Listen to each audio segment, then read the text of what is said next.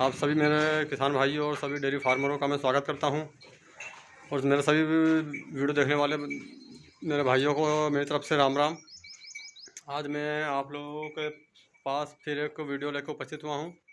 आज मैं इस विषय पर एक वीडियो बना रहा हूं कि यदि जो डेयरी फार्मर अपना दूध घर घर जो कस्टमर सेलिंग जो करते हैं और जो भाई डेयरी में दूध देते हैं, उसमें किसको नुकसान होता है और किसको अच्छा फ़ायदा होता है, क्या परेशानी आती है, दोनों में से आज मैं आप लोगों को उस विषय पर जो मेरा जो एक्सपीरियंस है, जो अनुभव है, वह मैं आप लोगों के साथ शेयर कर रहा हूं। और उससे पहले मैं आप लोगों को बता देना चाहता हूं कि अभी हमारी जो छोटी जो बछड़ी है, जो देख सकते हैं, जो देसी वाली, उसका भी अब डिस्चार्ज आना शुरू हो चुका है। अब देखते हैं, देखिए मैं अभी आपको दिखाता हूँ।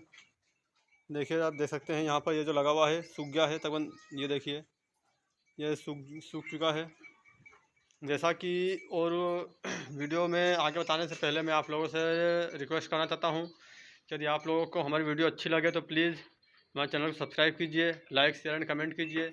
और जो भी आपके जो किसान भाई हों, जो डेयरी फार्म का बिजनेस कर रहे हैं, उनके पास हो सके तो आप शेयर कीजिएगा, यदि ताकि उन्हें भी मेरे द्वारा कुछ जो मेरा एक्सपीरियंस है, जो भी मेरा अनुभव है, उसे वह भी कुछ सीख सकें। अब मैं बाकी अपने फार्म के बारे में बताऊं तो मेरा मेरा भी फार्म की स्थिति ठीक है। और आने वाले समय में आगे अगले महीने और जो भी आने वाला जो भी समय है, वह हमारे फार्म की जो जो जो स्थिति है, थोड़ी अभी ख़राब होने वाली है अगले महीने तक, महीने 1.5-2 महीने तक। क्योंकि आगे फ्यूचर में जो हमारे फार्म पर दूध काफ़ी ही ज़्यादा कम होने वाला है, क्योंकि हमारे फार्म पर 3 जो गाय हैं तकरीबन ड्राई हो जाएंगी। अभी कुछ समझ नहीं आ रहा है कि हम कुछ दिन दूध खरीद कर अपने फार्म को मैनेज करें या गाय खरीदें। बाकी देखा, अभी दोनों तरफ हमारा विचार चल रहा है। यदि दूध अरेंज हो जाता है तो गाय नहीं खरीदी जाएगी, और यदि दूध अरेंज नहीं होता है तो फिर कोई अच्छी गाय देखकर कोई अच्छी गाय देखेंगे, और अच्छी कोई गाय पसंद आती है अच्छे अच्छे बजट में, तो हम खरीद लेंगे। और यदि गाय कोई हमें खरीदी जाती है तो इस गाय को हमें बेचना होगा, क्योंकि हमें जगह की काफ़ी ज़्यादा कमी हो। अभी इस गाय के थोड़ी ज़्यादा इलेक्ट्रिशियन, तकरीबन 7 इलेक्ट्रिशियन की हो चुकी है, और थोड़ा तेज़पन है, जिसके कारण कि हमें कुछ परेशानियाँ भी आती हैं। तो इस कारण कोई अच्छी यदि गाय मिल जाती है नई, सेकंड इलेक्ट्रिशियन, फर्स्ट इलेक्ट्रिशियन में, तो इसे उस गाय को परचेस करके इसे हमें सेल करना होगा। और नहीं तो फिर कुछ दिन दूध खरीद कर ही जैसे तैसे अपना, तो 1-1.5 महीने का पूरा मई ज़्यादा हमें दूध की शॉर्टेज होने वाली है, तो हम जैसे भी अरेंज हो सकेगा करेंगे। और नहीं तो उसके बाद फ़िलहाल फिर जुलाई में ये गाय हमारी बच्चा देने वाली हैं, तो हमारे पास फिर वापस फार्म पर दूध हो जाएगा। और अब मैं बात करता हूँ कि तकरीबन जो व्यक्ति कस्टमर सेलिंग करता है, जो घर घर जाकर दूध देते हैं और जो डेयरी में दूध देते हैं, उनमें किससे अच्छा फ़ायदा है, किसे कम परेशानी है। तो मैं पहले बात करता हूँ घर का दूध देने, कस्टमर सेलिंग करने वाले किसान भाइयों के उस पर। और क्योंकि मेरा भी काम कस्टमर सेलिंग का ही है, तो मैं पहले उस विषय पर आप लोग से बात करना चाहता हूँ। जैसा कि कस्टमर सेलिंग में एक परेशानी आपको यह होती है कि तकरीबन आपके पास हर समय 12 महीने 365 दिन एक जैसा दूध होना चाहिए। क्योंकि आप कस्टमर सेलिंग यदि कर रहे हैं तो जितने लीटर की तकरीबन आपकी बंदी है, जितने लीटर आप अपना दूध सेल कर रहे हैं घर घर, तो उतना ही दूध आपके पास होना चाहिए। यदि आपके पास उससे ज़्यादा दूध होता है तो या तो आप फिर उस समय अपने दूध को डेयरी में जाकर सेल करेंगे, या तो फिर आपको उस समय आपके पास जब ज़्यादा यदि पशु बच्चा दे देते हैं, तो उसमें से जो भी आपको जो गाय निकालने लायक लगेगी या जैसा भी होगा उस समय, तो आपको गाय बेचनी पड़ जाएगी। क्योंकि हमारे साथ भी काफ़ी बार ऐसा हो रखा है। क्योंकि अभी तो तकरीबन हमने 2-2.5 साल हो गए जिसमें कि अभी हमने कोई गाय खरीदी नहीं है। तो उससे पहले हमें यही दिक्कत का सामना करना पड़ता था। एक समय हमारे पास दूध काफ़ी कम होता था, तो उस समय हमें गाय खरीदनी पड़ती थी, और थोड़े ही दिन बाद वापस 3-4 गाय जैसे होती थी, हर महीने एक एक गाय बच्चा देने लग जाती थी। उसमें से अच्छी अच्छी खासी गाय को भी हमें कम रेट में भी निकालना पड़ जाता था। क्योंकि हमारे पास उतने दूध के ग्राहक नहीं होते थे।